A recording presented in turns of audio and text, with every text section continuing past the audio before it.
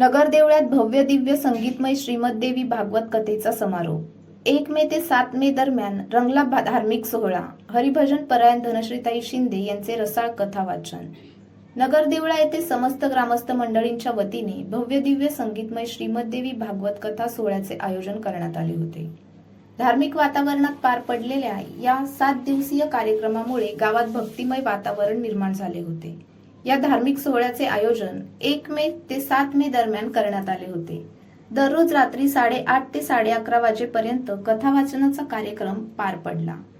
नगर देवळा येथील बाजारपेठ चौकात हा कार्यक्रम पार पडला. या भागवत कथेचे प्रमुख आकर्षण म्हणजे प्रसिद्ध कथाकार हरिभजन परायण धनश्रीताई शिंदे भडगावकर यांचे रसाळ आणि संगीतमय कथा वाचन. त्यांच्या प्रभावी वाणीमुळे आणि आध्यात्मिक संदेशांमुळे भाविकांना भक्तिरसाचा अनुभव मिळाला.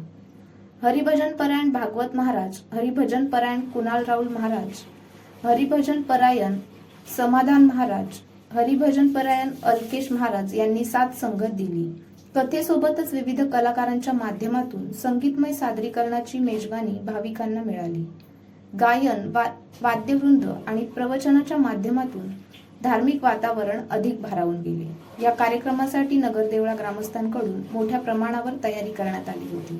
आकर्षक सजावट, ध्वनी व्यवस्था आणि भाविकांसाठी आवश्यक सुविधा उपलब्ध करून देण्यात आल्या होत्या.